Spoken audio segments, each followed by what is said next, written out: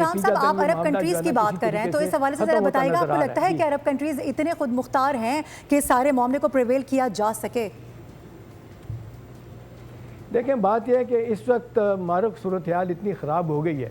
अभी आप देख लें कि अरामको पे हमला किया गया, फिर उनकी एक दूसरी बंदरगाह पे भी हमला, जो जहाँ से वो कहा जा रहा है कि 80 से 100 बैरल तेल ज़्यादा जो है ना उनका वहाँ पे पड़ा हुआ है, वो सालाना के हिसाब से उसको भी वो हुसी जो निशाना बनाने की कोशिश करेंगे और बाबुल मंदम बंद होने से बहुत मुश्किलात बढ़ जाएंगी। तो ये एक तरीका, एक वाया मीडिया ढूंढा गया है। अब ये आइडिया दिया गया, आइडिया को फ़िलहाल सब ने बुनियादी तौर पे इसको एंडोर्स कर दिया है।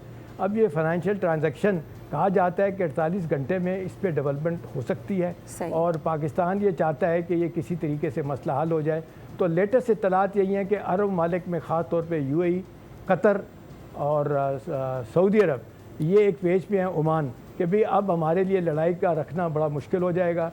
ये सारी दुनिया की इकोनॉमी, तेल और फिर स्टॉक मार्केट्स और महंगाई, इससे बचने का एक ही तरीका है कि दोनों की बात थोड़ी थोड़ी रह जाए और ये किसी तरीके से मसला वंस एंड फॉर ऑल हल हो जाए और फिर मिड टर्म इलेक्शन के बाद बाकी चीज़ें तय होंगी। जो MOUs 14 पॉइंट्स हैं उनके ऊपर बात होती रहेगी। अच्छा एहतशाम साहब, अभी तो बड़ा टाइम है, मिड टर्म इलेक्शन में तकरीबन 2-2.5 माह हैं, तो उस हवाले से अगर हम देखें तो ये 2-2.5 माह कितने पेचीदा आपको नजर आ रहे हैं? क्योंकि ये मामला ज़ाहिर है अभी का नहीं है, इतना टाइम हो गया है इस मामले को छिड़े हुए भी, तकरीबन 1.5 साल हो रहा है, लेकिन अभी तक हम कहीं पर किसी नतीजे पर पहुंच नहीं सके। बार बार डायलॉग की बात हुई लेकिन फिर डायलॉग का शिकार हुआ। इस पूरे तनाजुर के अंदर जो डोनाल्ड ट्रंप हैं उनका किस तरह का स्टेटमेंट आ सकता है?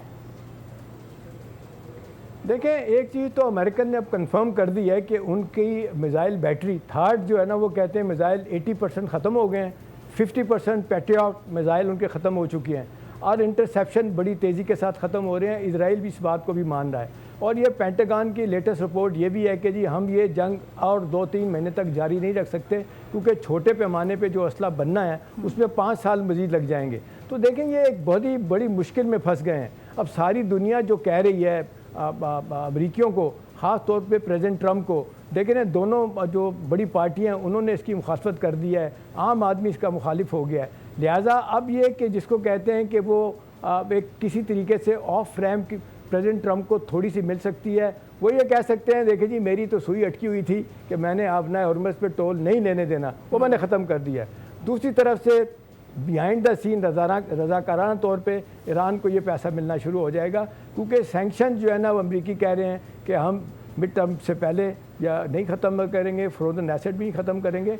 आम तौर पे कहा जा रहा है कि अमेरिका में भी डीप स्टेट भी ये चाहती है कि इसको ख़त्म कर दिया जाए। यूरोपियन यूनियन भी ऑन बोर्ड है कि इससे मसला ये अगर और लंबी होती है जंग, 1 महीना और होती है तो दुनिया की ग्लोबल इकॉनमी बिल्कुल बैठ जाएगी। तो ये जो 48 घंटे में डेवलपमेंट होने जा रही हैं, ये मारूफ गौर बहुत अहम है। मेरी इत्तलात ये है कि इस पर बड़ी तेज़ी से काम हो रहा है। खुदा ना खास्ता इसमें फिर कोई स्पॉयलर का रोल ना अदा करे कि जो इंडिया भी पीछे है और इजराइल भी है, और अमेरिकन एक बात पे तो राज़ी हैं कि ठीक है जी हमारी बात मानी गई, टोल नहीं होगा और अब हम ब्लॉकेड हटा देंगे। इसी तरह से ईरान भी कहता है कि जी ठीक है हम भी फिर ये मैरीटाइम इंटरनेशनल लॉ के मुताबिक सब जहाज़ों को जाने देंगे। एहतशाम साहब, जो 48 से 72 घंटे आप बता रहे हैं कि बड़े इंपॉर्टेंट हैं, जाहिर है ये एक बड़ा फैसला तो सामने आ गया। क्या हम आगे भी 72 घंटों के अंदर या जो 48 घंटे बताए जा रहे हैं उसके अंदर कोई और बड़ा फैसला देखने जा रहे हैं, सुनने जा रहे हैं? क्योंकि जाहिर है अभी ट्रंप की जानिब से भी यही जब स्टेटमेंट सामने आया, उन्होंने कहा कि आगे आने वाले दिनों में बड़ी खबरें आपको मिलेंगी, लेकिन उसका वाहिद जो उन्होंने एक शर्त रखी है, जो एक कंडीशन रखी है, वो यही है कि ईरान अपने सारे वादों से पीछे ना हटे। उनको अभी भी लगता है कि ईरान जो है वो बददियानती करता है, वादों से पीछे हट जाता है और जो मामला आगे बढ़ा रहे होते हैं उसमें रुकावटें पैदा करता है। देखें मारूफ, मैं आप एक बात बता सकता हूँ आपको कि ईरान ने भी अपना स्टांस डाइल्यूट किया है। अच्छा, वो जो बयान आके उनके फॉरेन मिनिस्टर स्पोक्स पर्सन देते हैं या बाकी लोग देते हैं, उससे हट के ईरानी भी यही चाह रहे हैं पाकिस्तान के साथ, बल्कि वो ये चाह रहे हैं कि जी किसी तरीके से आप नेक्स्ट वीक बातचीत का दरवाज़ा खुलवाएँ।